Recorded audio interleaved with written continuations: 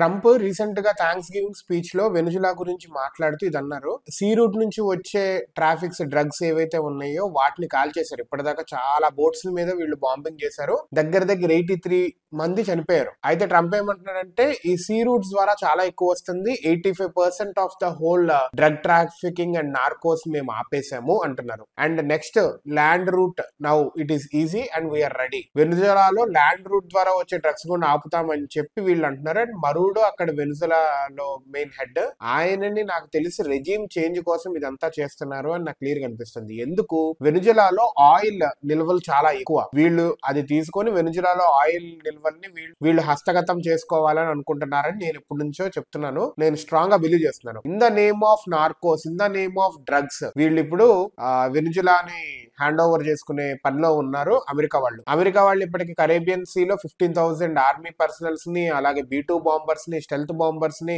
Unmanned vehicles ని వీళ్ళన్నిటిని deploy చేశారు. ఎందుకంటే వెనుజులా కోస్ట్ మీద తిప్పటానికి అని చెప్పి. అదే భయం వెనుజులా వాడికి కూడా మరూడో అతనికి కూడా ఉంది. అతను 2 lakhs ట్రూప్స్ ని రెడీగా ఉంచారు. ఇంటిమిడేట్ చేయడానికి మీరు ప్రయత్నించినా గానీ మేము భయపడము అని చెప్తా చైనా అండ్ రష్యా వెనుజులాకి సపోర్ట్ గా ఉంది. బట్ వీ డోంట్ నో, ఇది దగ్గరగా ఉంది కాబట్టి అమెరికాకి వీళ్ళు ఇమ్మీడియట్ గా హ్యాండ్ ఓవర్ చేసుకునే అవకాశం అయితే చాలా ఉంది. ఓన్లీ బికాస్ బిజినెస్ ఆయిల్ అంతే. Let us see how this whole drama goes.